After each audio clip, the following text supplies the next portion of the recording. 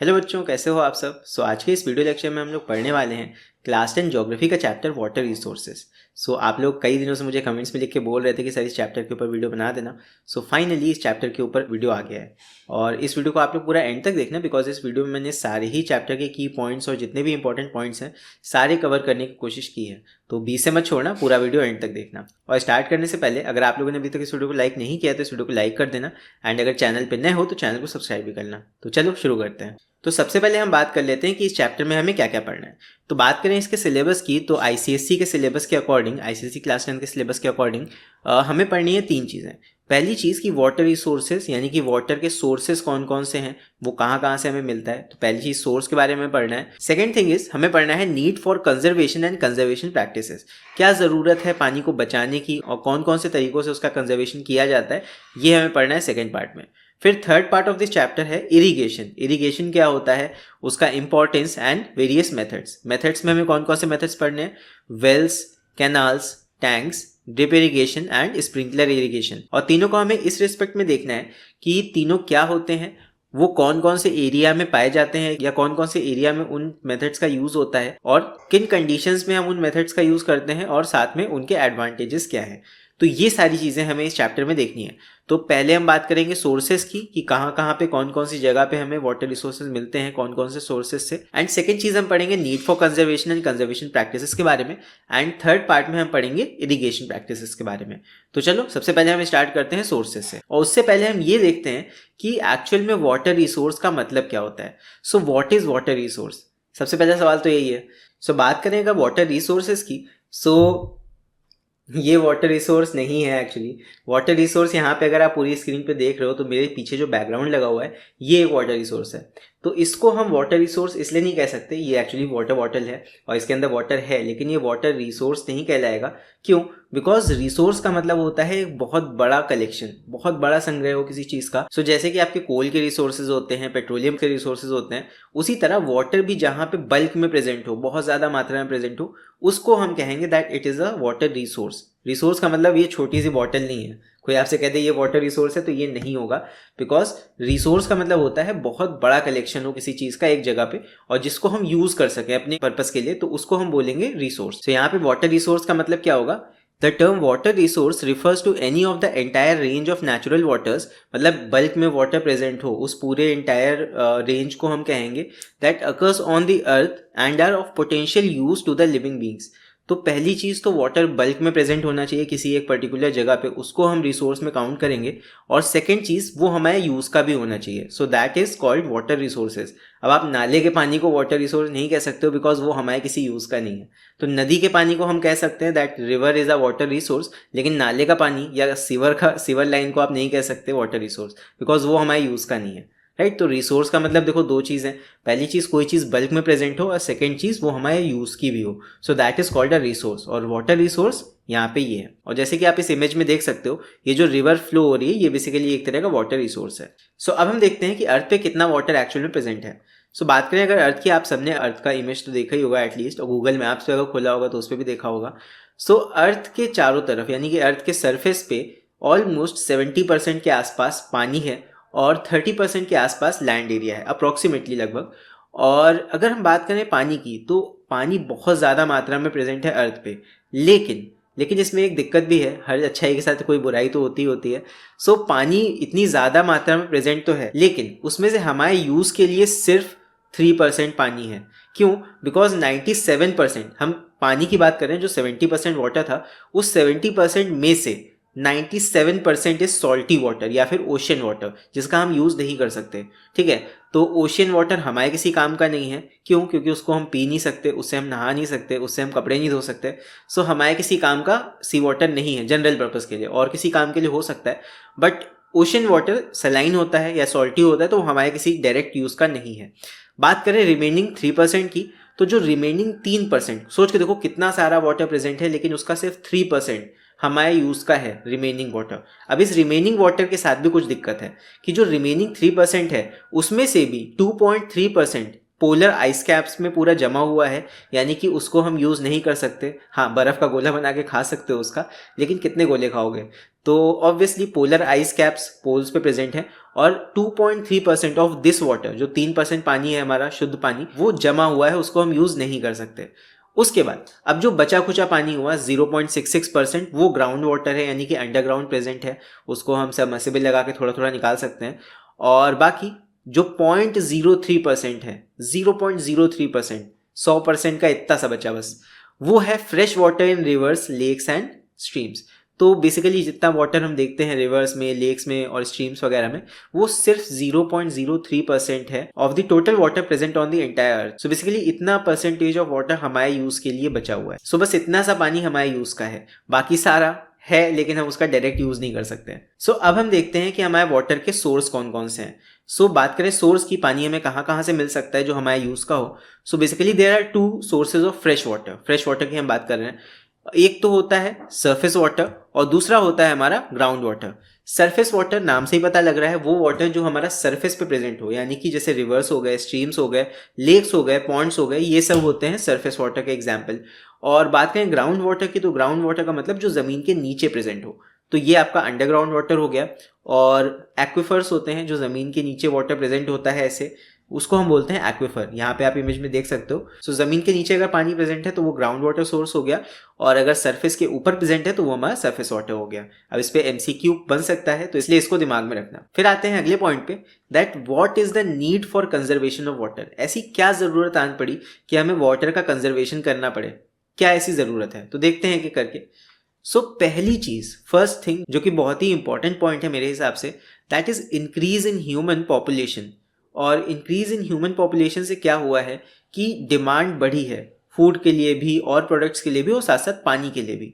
अब पानी हम लोग फॉर ग्रांटेड लेते हैं अक्सर, पानी को हम लोग मिसयूज़ भी अक्सर करते हैं, पानी फालतू में बहाते हैं। लेकिन एक चीज़ सोचनी चाहिए कि जैसे जैसे पॉपुलेशन बढ़ रही है वैसे वैसे पानी हर पर्सन के लिए कम होता जा रहा है। वैसे भी कम हो रहा है, लेकिन इंक्रीजिंग पॉपुलेशन के साथ साथ पानी की मात्रा और कम हो रही है पर पर्सन के लिए।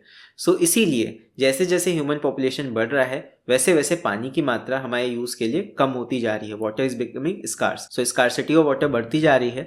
सो दैट्स वाई हमें पानी को कंजर्व करना चाहिए, बचाना चाहिए, ताकि वो ज़्यादा से ज़्यादा जनरेशन्स के लिए आगे तक बचा रह सके। फिर आगे आते हैं, second point is over exploitation of underground water. Ground water भी कह सकते हो उसको। सो बेसिकली अब आप देखते हो एक नया फैशन हुआ है कि हर घर में सबमर्सिबल लगा हुआ है। सबमर्सिबल पंप्स हर घर में अब लगवा रहे हैं सब लोग। सो बेसिकली जितना भी आप ग्राउंड वाटर निकालोगे, अब वो रिचार्ज तो वापस से जितना जल्दी हो नहीं पा रहा है, लेकिन निकल ज़्यादा रहा है। तो बेसिकली इससे होता क्या है कि ग्राउंड वाटर खर्च होता जाएगा और ग्राउंड वाटर ऐसे फॉल होता जाएगा। और इससे होगा क्या कि हमारा वाटर टेबल जो है, जो अंडरग्राउंड वाटर का लेवल है, वो धीरे धीरे गिरता जाएगा। सो यही दिक्कत है कि ओवर एक्सप्लॉयटेशन नहीं करना चाहिए किसी भी चीज़ का। अब आते हैं नेक्स्ट पॉइंट पे। So next point is loss of vegetation causes drought and reduction of rainfall. So actually जब हम फॉरेस्ट को कट करते हैं या कहीं पे भी पेड़ पौधों को कट करते हैं, सो इससे होता क्या है कि रेनफॉल की मात्रा वहाँ पे कम हो जाती है, वहाँ पे रेनफॉल डिक्रीज हो जाती है। और जब बारिश कम होगी तो उससे क्या होगा, उससे ये होगा कि ग्राउंड वाटर रिचार्ज नहीं हो पाएगा। मतलब अगर बारिश ही नहीं होगी तो वो पानी ज़मीन में सोखेगा नहीं, और अगर ज़मीन में नहीं सोखेगा तो वो अंडरग्राउंड कहाँ पहुँचेगा। So actually loss of vegetation भी एक रीज़न है लोअरिंग ऑफ वाटर टेबल का। वाटर टेबल का मतलब जो ग्राउंड वाटर है, अंडरग्राउंड वाटर है हमारा, वो उसका लेवल धीरे धीरे गिरता जाता है। So that is lowering of water table. आगे बढ़ते हैं। So next point is irrigation utilises more than 90% of the total fresh water. So 90% of the total fresh water is used for irrigation. जो फसलों की सिंचाई होती है उसके लिए most of the fresh water is used. तो ये भी एक रीज़न है कि वाटर को हमें कंजर्व करना चाहिए, वाटर को हमें बचाना चाहिए। Our water sources like the groundwater, rivers, lakes, etc. are polluted and their water can hardly be used without adequate treatment. So कहने का मतलब ये कि जितने भी हमारे वाटर रिसोर्सेज हैं, जैसे कि नदी हो गई या लेक्स हो गए या पॉन्ड्स हो गए, उनका पानी इतना ज़्यादा पॉल्यूटेड हो गया है कि हम उनको डायरेक्टली पी भी नहीं सकते या डायरेक्टली यूज़ नहीं कर सकते। सो पहले हमें उनको ट्रीट करना होता है, उसके बाद हम उसको यूज़ कर पाते हैं। सो ये भी एक रीज़न है कि हमें प्योर वाटर को बचाना चाहिए, फ्रेश वाटर को बचाना चाहिए, ताकि हम उसको अच्छे से यूज़ कर सकें, ज़्यादा समय तक के लिए यूज़ कर सकें, और पॉल्यूशन हमें नहीं करना चाहिए पानी में। तो ये भी एक रीज़न है। आगे मैं आप लोग को एक इमेज दिखाता हूँ। सो ये आप एक इमेज देख सकते हो, ये आपके कोर्स में नहीं है बट ये ऐसे ही मैं आपको दिखा रहा हूँ। सो यहाँ पे एक्चुअली दो इमेजेस हैं। जो ऊपर वाला इमेज है उसमें यमुना रिवर को दिखाया गया है during the time of Chhath Puja. तो इसी साल की फोटो है, और आप देख सकते हो कि नदी में कितना फोम इकट्ठा हो गया है, फोम बन गया है। और ये बेसिकली एक तरह का सिग्नल है या साइन है कि नदी में कितना अमाउंट ऑफ पॉल्यूशन है, नदी कितना पॉल्यूटेड हो चुकी है। ये एक उसका जीता जागता उदाहरण है। और नीचे वाले इमेज में आप देख सकते हो लखनऊ की गोमती रिवर, इसमें भी देख सकते हो कितना कूड़ा इकट्ठा हुआ है। सो बेसिकली इसको दिखाने का पर्पस बस ये है, इसका बेसिकली आपके कोर्स से कोई लेना देना नहीं है। ये बस मैं इसलिए दिखा रहा हूँ कि आपको एक आइडिया होना चाहिए नदियों में हम कितना अमाउंट ऑफ पॉल्यूशन ऐड कर रहे हैं एज ह्यूमन बींग्स। तो अगर कभी भी आगे नदियों में या किसी भी पानी में कोई भी कूड़ा फेंकता हुआ दिखे तो एटलीस्ट एक बार उसको रोकने की कोशिश जरूर करना, बिकॉज ये देख के ही आपको कहीं ना कहीं लगेगा कि नदियों में हम कितना पॉल्यूशन करते हैं। तो इसी थॉट के साथ अभी आगे बढ़ते हैं। So next thing is conservation methods. कौन कौन से मेथड्स यूज कर सकते हैं हम for conserving water. So there are various methods of water conservation. कौन कौन से मेथड्स हैं? So first is rain water harvesting. अब रेन वाटर हार्वेस्टिंग में हम आगे पढ़ेंगे अभी इसके बारे में। सेकंड देखते हैं अडॉप्टिंग वाटर सेविंग टेक्नोलॉजीज। अब वाटर सेविंग टेक्नोलॉजीज हम कई टेक्नोलॉजीज ऐसी बना सकते हैं जो पानी को सेव करती हो, जैसे कि इरिगेशन में कई ऐसे मेथड्स अभी लाए गए हैं जिससे कम पानी खर्च होता है, तो वो भी हम आगे भी पढ़ेंगे। सो अगला देखते हैं। Third is watershed development. So watershed actually refers to a geographical area that drains to a common point. So basically क्या जाता है, एक बड़े से geographical area में हम ऐसे streams खोद के बना देते हैं कि जितना भी वहाँ पे पानी गिरे या watershed हो तो वो एक जगह पे आके इकट्ठा हो जाए, जिसको हम कई पर्पस के लिए वहाँ के लोग यूज कर सकते हैं। सो watershed development भी किया जाता है for conservation of water। और इससे होता क्या है, इससे दोनों की मदद होती है, पानी भी बचता है, पानी भी एक जगह इकट्ठा हो जाता है, और साथ साथ वहाँ की जो सॉइल है उसके लिए भी ये अच्छा रहता है, वाटरशेड डेवलपमेंट। अगला मेथड देखते हैं।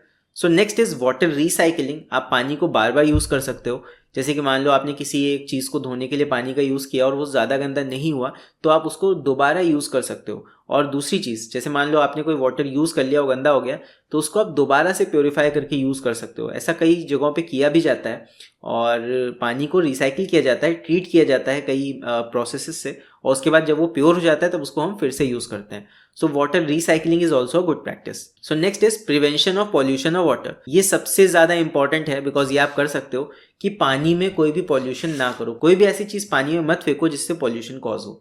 सो ये सबसे ज़्यादा इंपॉर्टेंट है मेरे हिसाब से, और बाकी और सारे कंजर्वेशन के मेथड्स भी हैं। तो सबसे पहले हम देखते हैं रेन वाटर हार्वेस्टिंग, और इसी के बारे में आपको डिटेल में पढ़ना है इस चैप्टर में। So what is rain water harvesting? So rain water harvesting is the process of increasing the recharge of ground water by capturing and storing rainwater locally in the subsurface water reservoirs. So basically rain water harvesting एक method है जहाँ पे हम क्या करते हैं कि जो बारिश का पानी होता है उसको हम इकट्ठा कर लेते हैं किसी मेथड से, और उसके बाद उस पानी को या तो हम उसको अंडरग्राउंड वाटर में ऐड कर देते हैं, या फिर हम उस बारिश के पानी को हम स्टोर करके रख लेंगे टैंक्स में, ताकि हम उसको यूज कर सकें अपने पर्पस के लिए। So this is called rain water harvesting. नीचे आप देख सकते हो इसका रफ सा फिगर एक बना हुआ है। सो अभी हम इसके बारे में डिटेल में पढ़ते हैं कि ये कैसे कैसे किया जाता है। सो यहाँ पे आप एक वेल लेबल्ड डायग्राम देख सकते हो रेन वाटर हार्वेस्टिंग का। सो जैसे कि यहाँ पे एक घर बना हुआ है, और इस घर की छत पे जब बारिश होगी तो यहाँ पे रेन वाटर इस जगह पे इकट्ठा होगा। तो यहाँ पे इसको हम बोलेंगे कलेक्शन एरिया, या फिर इसको एक और नाम दिया जाता है, इसको हम बोलते हैं कैचमेंट एरिया। ठीक है, तो ये क्या होता है, जहां पे पानी सबसे पहले इकट्ठा होगा या सबसे पहले वहां पे पानी कलेक्ट होगा, that is called the catchment area और कलेक्शन एरिया। फिर क्या होता है, हम उस कलेक्शन एरिया में एक ऐसे पाइप फिट कर देते हैं, इस जगह पे एक पाइप फिट कर देंगे, तो जितना भी पानी यहाँ पे इकट्ठा होगा ये सारा फ्लो होके इस पाइप से यहाँ तक आएगा। सो इस पाइप को हम बोलते हैं कॉन्डुइट। सो जो पाइप वाटर को कैरी करके ले जाएगा स्टोरेज टैंक तक, वो उसको हम कहते हैं कॉन्डुइट। देन तीसरी चीज यहाँ पे हो जाती है स्टोरेज फैसिलिटी। जैसे मान लो यहाँ पे ये कॉन्डुइट लगे हुए हैं, ये क्या कर रहे हैं, ये इस पानी को यहाँ से लेके इस स्टोरेज टैंक में ला रहे हैं। सो अगली चीज हमारी थर्ड चीज हो जाएगी स्टोरेज टैंक। फर्स्ट हमने देखा कैचमेंट एरिया, सेकेंड हमने देखा कॉन्डुइट, और थर्ड हमने देखा स्टोरेज टैंक। स्टोरेज टैंक के अलावा यहाँ पे एक और फैसिलिटी होती है, that is called recharge facility. तो मैंने बताया था डेफिनेशन में, रेन वाटर हार्वेस्टिंग की डेफिनेशन जो थी कि या तो हम पानी को स्टोर करके रख लेंगे स्टोरेज टैंक में ताकि हम उसको यूज कर सकें, या फिर हम उसको एक रिचार्ज फैसिलिटी में भेज देंगे जहां पे वो अंडरग्राउंड वाटर में धीरे धीरे सोक करके वहां पे रिचार्ज करेगा अंडरग्राउंड वाटर को। So basically these are all the terms, यहाँ पे आप इसका डेफिनेशन देख सकते हो। और बाकी इस तरह काम करती है रेन वाटर हार्वेस्टिंग। कोई रॉकेट साइंस नहीं है, आप सीधे सीधे बारिश का पानी इकट्ठा कर रहे हो, या तो आप उसको स्टोरेज टैंक में इकट्ठा करके यूज कर लोगे, या फिर आप उसको रिचार्ज फैसिलिटी में भेज के अंडरग्राउंड वाटर को रिचार्ज कर दोगे। सो आई होप आप लोग रेन वाटर हार्वेस्टिंग क्या होती है अच्छे समझ गए होगे। अभी हम लोग आगे बढ़ते हैं। सो नेक्स्ट इज इंपॉर्टेंस क्या है रेन वाटर हार्वेस्टिंग का। So first is supplements domestic water requirement during summer and drought. So rain water harvesting से क्या होता है कि जो डोमेस्टिक यूज के लिए हमारा वाटर होता है वो कलेक्ट हो जाता है, तो डोमेस्टिक पर्पसेस के लिए हम उस वाटर का यूज कर सकते हैं। पहली चीज तो ये होगी, आगे देखते हैं। तो सेकंड इसका इंपॉर्टेंस ये है that it causes rise in water table. ये बेसिकली वाटर टेबल को राइज करने में हेल्प करता है। क्यों? बिकॉज जो पानी हम रेन वाटर हार्वेस्टिंग से कलेक्ट करते हैं उससे हम अंडरग्राउंड वाटर को भी रिचार्ज करते हैं। सो ये वहां भी हेल्प करता है। सो next point is improves the quality of ground water. इससे ग्राउंड वाटर की क्वालिटी भी इंक्रीज होती है। क्यों? बिकॉज कहीं ना कहीं आप जो पानी है उसको कलेक्ट कर रहे हो प्रॉपर तरीके से, देन उसको फिल्टर कर रहे हो, देन आप उसको रिचार्ज फैसिलिटी में भेज के अंडरग्राउंड वाटर तक भेज रहे हो, तो वो साफ पानी अंडरग्राउंड वाटर तक कहीं ना कहीं जा रहा है। और अगर वो बहता कहीं बह के जाता तो वो नदी में, नालों में, या वो केमिकल से मिल जाता, या हो सकता है फर्टिलाइजर उसमें मिल जाते, तब वो जाके पानी में सोखता, तो कहीं ना कहीं अंडरग्राउंड वाटर पल्यूट होता। सो इसीलिए अगर आप प्रॉपर तरीके से रेन वाटर हार्वेस्टिंग कर रहे हो और उस पानी को प्योरीफाई करके या फिल्टर आउट करके, बेसिकली फिल्टर करके, तब उसको रिचार्ज फैसिलिटी में भेज रहे हो, तो उससे क्या हो रहा है, अंडरग्राउंड वाटर हमारा प्योर रह रहा है, पल्यूट नहीं हो रहा है। तो यहाँ भी ये हेल्प करता है। अगला देखते हैं, it avoids flooding on roads. अब बारिश के पानी को अगर आप सड़क पे बहने नहीं दे रहे हो तो उससे फ्लड्स का भी खतरा कम हो रहा है। आप उसको सीधे सीधे इकट्ठा करे ले रहे हो कहीं पे, तो उससे फ्लड्स का भी खतरा कम हो जाता है। Next is reduces run offs. अब आप सारे पानी को जब कलेक्ट कर ले रहे हो तो वो सड़कों पे बहेगा नहीं, उससे रन ऑफ्स भी नहीं होंगे। फिर रिड्यूसेस ग्राउंड वाटर पॉल्यूशन। सो ये पॉइंट हम ऑलरेडी देख चुके हैं, that it improves the quality of ground water, वही चीज़ है, यहाँ पे 2 बार हो गए। Next is it reduces soil halogen. तो ये सॉइल एरोजन को भी कम करता है। सॉइल एरोजन क्यों कम होगा? बिकॉज जब पानी बहेगा नहीं सड़क पे तो उससे मिट्टी भी कम कटेगी और वहाँ पे सॉइल एरोजन कम हो जाएगा। तो ये भी एक बेनिफिट है इसका, इनडायरेक्ट बेनिफिट। चलो आगे बढ़ते हैं। सो अब हम देखते हैं कुछ ऐसे मेथड्स जिनसे ग्राउंड वाटर को हम रिचार्ज करते हैं। सो ये कुछ मेथड्स हैं, ये हो सकता है एमसीक्यू में पूछे जाएं, तो इनको आप ध्यान से देख लेना यहाँ पे। So some methods of recharging ground water are, first is borewells and dugwells. तो बोरवेल सबने देखा होगा, आपके नहीं तो आपके आस पड़ोस वाले घर में कभी सबमर्सिबल पंप जब लगा होगा तो वहाँ पे बोरिंग कराई जाती है, तो वहाँ पे एक बोरवेल बनाया जाता है, एक पाइप को डाल के ऐसे छेद किया जाता है काफ़ी गहराई तक। सो चाहे तो आप बोरवेल्स कर लो, चाहे आप डगवेल्स वेल्स खुदवा लो।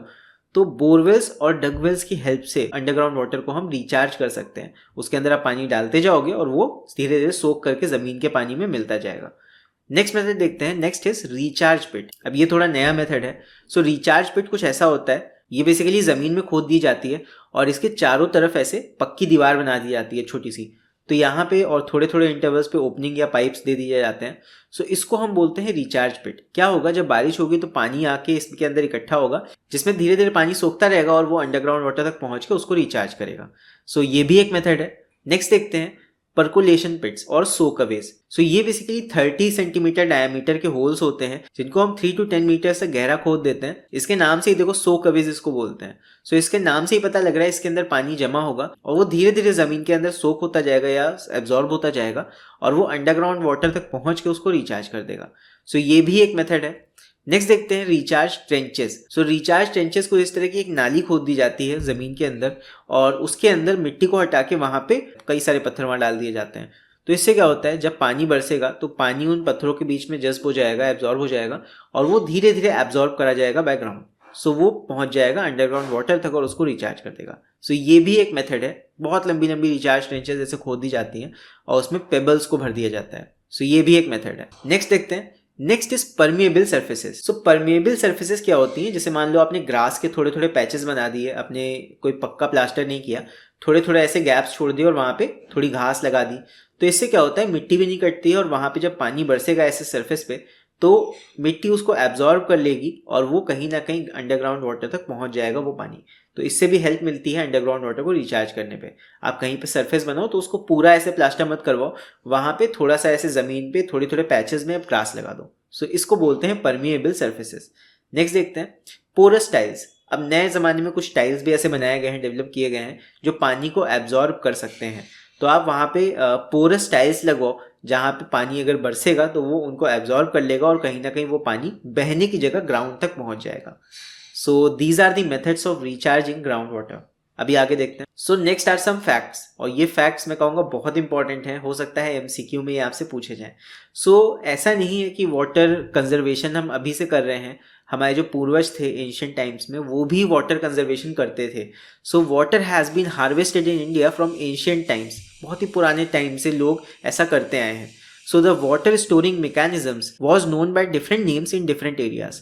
सो अलग अलग जगहों पे वाटर कंजर्वेशन प्रैक्टिसेस को, या जो वाटर जमा करने के लिए लोग स्ट्रक्चर्स बनाते थे, उन स्ट्रक्चर्स को हम अलग अलग नामों से जानते हैं अलग अलग एरियाज में।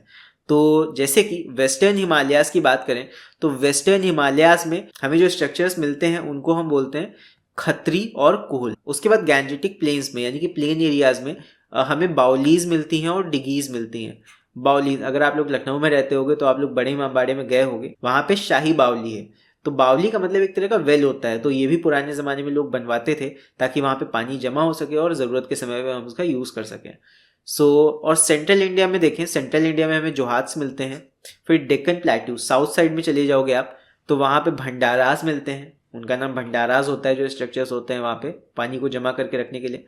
फिर वेस्टर्न घाट्स में हमें सुरंगम मिलते हैं और ईस्टर्न घाट्स पे हमें कोरम्बू मिलते हैं, और लद्दाख में उन स्ट्रक्चर्स को हम बोलते हैं जिंग। और इनके बारे में आप ज़्यादा जानने के लिए आप गूगल पे सर्च कर सकते हो इन स्ट्रक्चर्स के नेम्स को, आपको इनकी इमेजेस मिल जाएंगी, वहाँ पे आप देख सकते हो कि किस तरह के होते हैं। बाकी इसके बारे में ज़्यादा कुछ आपके कोर्स में नहीं है, बट आपको नाम पता होने चाहिए कि अलग अलग रीजन्स में कौन कौन से नाम से ये स्ट्रक्चर्स जाने जाते हैं। सो इसके बाद हम आते हैं चैप्टर के तीसरे पार्ट पे, दैट इज इरीगेशन। जो चैप्टर का थर्ड हिस्सा था इरीगेशन, इसको देखते हैं अभी। So what is irrigation? Hindi में इसका मतलब सीधा सीधा होता है सिंचाई। किस चीज़ की सिंचाई? फसलों की सिंचाई। So it refers to the process of watering of agricultural plants through artificial means. So सीधा सीधा मतलब बस इतना है कि अगर आप एग्रीकल्चरल प्लांट्स को पानी दे रहे हो, उनकी वाटरिंग कर रहे हो बाय आर्टिफिशियल मीन्स, नेचुरल तरीके से तो पानी बरसेगा तब उनको क्या कहते हैं, उनको पानी मिल ही जाएगा।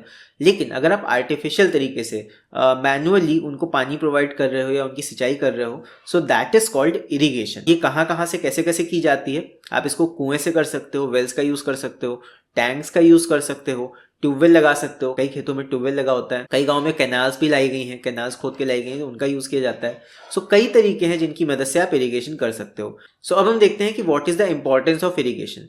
सो इम्पोर्टेंस की बात करें, सो first is uncertainty of rainfall.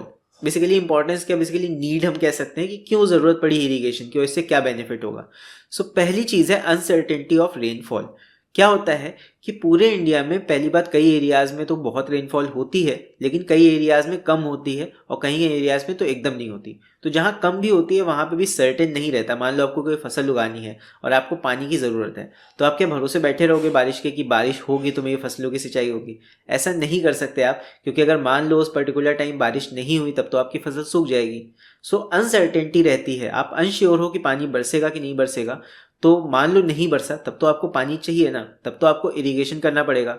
So that's the reason, uncertainty of rainfall, जिसकी वजह से इरिगेशन इज़ वेरी इंपॉर्टेंट। मतलब आर्टिफिशियल तरीके से पानी आपको देना ही पड़ेगा फसलों को, इसकी वजह से। Second is uneven distribution of rainfall. यही मैंने अभी बताया कि पूरे इंडिया में बारिश ऐसा नहीं है सब जगह एक जैसे होती है, कहीं कम होती है, कहीं ज़्यादा होती है। तो अब ऐसा तो है नहीं कि जहाँ कम बारिश होती है वहाँ फसलें नहीं उगाई जाएंगी।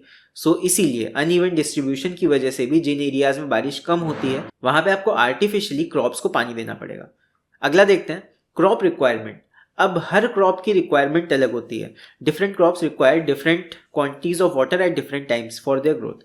सो अलग अलग क्रॉप्स को डिफरेंट टाइम्स पे डिफरेंट अमाउंट में पानी चाहिए। सो नेचुरल तरीके से तो आप ऐसा नहीं कर सकते, आपको आर्टिफिशियली ही इरिगेट करना पड़ेगा फील्ड्स को। सो नेक्स्ट पॉइंट देखते हैं, टू मैक्सिमाइज प्रोडक्शन। और इरिगेशन इसलिए भी की जाती है ताकि हमें फसलों की ज़्यादा पैदावार मिले। So the production of irrigated crops is more. So ये भी एक रीज़न है जिसकी वजह से हम इरिगेशन करते हैं। सो इसके बाद हम देखते हैं कि what are the methods of irrigation, कौन कौन से मेथड से हम इरिगेशन को करते हैं। सो देयर आर वेल्स, पहला method, canals, tanks, drip irrigation and sprinkler irrigation. अब इन पांचों में से जो लास्ट के दो हैं ये आपके मॉडर्न टेक्निक्स हैं या मॉडर्न मेथड्स हैं, और जो ऊपर के तीन हैं ये आपके ट्रेडिशनल मेथड्स हैं। तो नीचे वाले मॉडर्न मेथड्स हैं, पहले से लिखे दे रहा हूँ। और सबसे ज़्यादा जो इंडिया में यूज़ किए जाते हैं वो वेल्स हैं, वेल्स या बोरवेल्स आप कह सकते हो। तो ये सबसे ज़्यादा यूज़ किए जाते हैं। फिर सेकंड नंबर पे कैनाल्स आती है, फिर कहीं कहीं पे टैंक्स का यूज़ करते हैं। सो इस तरह है। अभी हम पांचों के बारे में एक एक करके पढ़ते हैं। सो पहला है हमारा वेल्स। वेल्स क्या होते हैं? सो आप सबने कभी ना कभी तो गांव में वेल्स को देखा ही होगा, तो वेल्स कौन नहीं जानता। सो वेल्स का यूज़ करा जाता है इरिगेशन पर्पसेस के लिए, कुएं से पानी निकाला जाता है। कई जगह पे विदाउट मशीन्स करते हैं लोग, और कई जगहों पे तो अब तो इलेक्ट्रिसिटी आ गई है, सो वहाँ पे आप पंप्स का यूज़ करके भी पानी निकाल सकते हो फ्रॉम दी वेल्स। सो ये कहाँ कहाँ पे यूज़ किए जाते हैं फॉर एग्रीकल्चरल इरिगेशन? इनको यूज़ किया जाता है ज़्यादातर प्लेन एरियाज़ में। क्यों? बिकॉज जहाँ पे प्लेन एरियाज होंगे वहीं पे तो आप कुओं को खोद पाओगे ना। आप पहाड़ पे तो नहीं कुआं खोद सकते हो, या उबड़ खाबड़ कोई ज़मीन है वहाँ पे भी कुएं नहीं खोद सकते हो। तो प्लेन एरियाज जो एलुवियल प्लेन्स हैं, ये ज़्यादातर आपको कुएं वहाँ पे मिलेंगे। सो कौन कौन से रीजन्स में वेल्स पाए जाते हैं देख लो। It is found in Punjab, Uttar Pradesh, Goa, Haryana, Bihar, Rajasthan, Gujarat, Maharashtra, Madhya Pradesh, Andhra Pradesh, Karnataka and Tamil Nadu. ये सारे वो स्टेट्स हैं जहाँ पे आपको वेल्स मिल जाएंगे। इसके बाद हम देखते हैं कि कौन सी कंडीशंस रिक्वायर्ड होती हैं for this type of irrigation. So well irrigation के लिए पहली चीज, it is practised in areas where plenty of ground water is available. तो फर्स्ट थिंग इज, आपको वहाँ पे सफिशिएंट अमाउंट में वहाँ पे अंडरग्राउंड वाटर होना चाहिए, ग्राउंड वाटर होना चाहिए। क्योंकि अगर वही नहीं होगा तो आप कुएं में पानी कहाँ से लाओगे? तो ये सिर्फ वहीं प्रैक्टिस किया जा सकता है जिन एरियाज में बहुत ज़्यादा अंडरग्राउंड वाटर प्रेजेंट हो।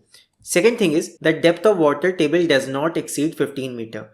मतलब 15 मीटर से ज़्यादा गहराई पे पानी नहीं होना चाहिए, 15 मीटर के दायरे में ही होना चाहिए पानी, तब आप इस मेथड का यूज़ कर सकते हो फॉर इरिगेशन। इससे ज़्यादा गहराई में होगा तो आप पानी कैसे निकालोगे ज़मीन से? पॉसिबल ही नहीं होगा। सो ये कंडीशंस हैं वेल इरिगेशन को कर पाने के लिए। अब हम देखते हैं कि वेल इरिगेशन के एडवांटेजेस क्या होते हैं, क्या क्या इसकी फ़ायदे होते हैं इसके। सो फर्स्ट थिंग जो बहुत ही इंपॉर्टेंट है वेल इरिगेशन के लिए, that it is the cheapest means of irrigation. ये आपसे एमसीक्यू में पूछ सकते हैं कि वो which is the cheapest means of irrigation. तो वेल इरिगेशन जो है वो सबसे आसान है, सबसे सस्ती इरिगेशन मेथड है। क्यों? बिकॉज इसमें आपका कोई खर्चा आना ही नहीं है, कुएं में पानी अपने आप आएगा, बस उसको निकालने के लिए आपको खर्चा करना पड़ेगा थोड़ा बहुत। So second point is, it is most dependable means of irrigation. क्योंकि देखो कुएं में कोई टेक्नोलॉजी तो लग नहीं रही है कि वो ख़राब हो जाए। कुएं में पानी अगर अंडरग्राउंड है तो वहाँ पे आपको पानी मिल जाएगा आराम से। सो ये सबसे ज़्यादा डिपेंडेबल मीन्स है, सबसे ज़्यादा ये भरोसेमंद मीन्स है फॉर इरिगेशन। नेक्स्ट देखते हैं, by pumps and tubewells water can be lifted even from depth. और अगर ज़्यादा गहराई में पानी है, मान लो कुएं में बहुत कम पानी है, ज़्यादा गहराई पे मिल रहा है, तो आप पंप्स का यूज़ कर सकते हो उसे पानी निकालने के लिए। सो ये कुछ एडवांटेजेस हैं वेल इरिगेशन के। तो ये तीनों चीज़ें आपको यहाँ पे देखनी है। यही चीज़ हमें हर एक टाइप के इरिगेशन के लिए देखनी है कि वहाँ के किस किस एरियाज़ में वो टाइप का इरिगेशन यूज़ किया जाता है, उसके क्या कंडीशंस हैं और उसके एडवांटेजेस क्या क्या हैं। यही चीज़ें हमें पढ़नी है हर एक के बारे में। सो नेक्स्ट इज कैनाल्स। कैनाल्स क्या होती हैं? कैनाल्स का हिंदी में मतलब होता है नहर। नहरें भी आप लोगों ने देखी होगी गांव में, गांव साइड एरिया में ज़्यादा होती हैं। सो नहर होती क्या है ये तो आप इमेज में देख सकते हो। नहर खोद दी जाती है, नदी से पानी निकाला जाता है बेसिकली इसके लिए, और इनको भेजा जाता है गांव के एरियाज़ तक। गांव के एरियाज़ के आसपास से इनको खोद के निकाला जाता है ताकि गांव के लोग इस पानी का यूज़ कर सकें अपनी फसलों को सींचने के लिए। और ये कहाँ कहाँ पाई जाती हैं देखते हैं। So they are found in the areas of Uttar Pradesh, Madhya Pradesh, Andhra Pradesh, Rajasthan, Haryana, Jammu and Kashmir, Assam and Tripura. तो इसका कोई लिमिटेशन नहीं है कि ये आपका सिर्फ प्लेन एरियाज में मिलेगा, ये इन सारे स्टेट्स में पाई जाती है। और the northern place have elaborate system of canals. इसकी रिक्वायरमेंट बस सिर्फ एक है कि कैनाल्स का पानी जो होता है वो नदियों से आता है। तो जहाँ जहाँ नदियाँ होंगी, नॉर्थ साइड में बहुत नदियाँ हैं, तो ये नदियों से निकाली जाती हैं कैनाल्स। तो दैट्स वाई नॉर्थ साइड में काफ़ी सारी कैनाल्स आपको मिल जाएंगी। फिर हम देखते हैं कौन से टाइप्स की ये होती हैं और कंडीशन क्या होती है इसकी। बेसिकली देखो दो टाइप्स के कैनाल्स होते हैं। एक आपका होता है इनंडेशन कैनाल्स और एक होता है perennial canals. So inundation canals use excess water of rivers during floods. तो पहली वाली कैनाल जो है, तो जब नदी में कोई बाढ़ आती है, इसका यूज सिर्फ तब किया जाता है ताकि नदी के एक्स्ट्रा पानी को हम निकाल सकें। So inundation canals use excess water of rivers during floods. Floods के दौरान एक्स्ट्रा पानी को निकालने के लिए इनका यूज़ किया जाता है। तो ये सिर्फ आपकी सीजनल होंगी, जब बारिश का मौसम होगा उसी टाइम ये काम करेंगी, बाकी टाइम ये सूखी रहेंगी। फिर हम बात करते हैं पेरिनियल कैनाल्स की। So perennial canals are taken out from perennial rivers by constructing dams to regulate the flow of water. So perennial canals पक्की होती हैं पहली बात, और इनको ऐसे बनाया जाता है कि इसमें साल भर पानी रहे, और इनको हम डैम्स से निकालते हैं। ज़रूरत पड़ने पे थोड़ा थोड़ा पानी इसमें से निकालते रहते हैं, और जब बाढ़ वाढ़ आती है तो इनमें और पानी छोड़ दिया जाता है ताकि ये और भर जाए, लेकिन इसमें साल भर पानी रहेगा।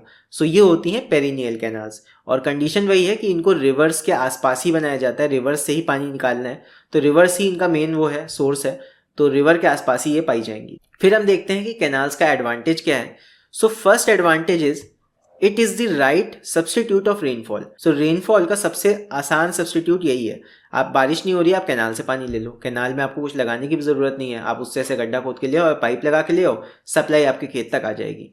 फिर है it can irrigate a large area. अब कैनाल्स में पानी बल्क में प्रेजेंट होता है, बहुत ज़्यादा होता है, तो उसकी हेल्प से आप बहुत बड़े एरिया को भी इरिगेट कर सकते हो। It is the only source of irrigation for growing crops in dry areas.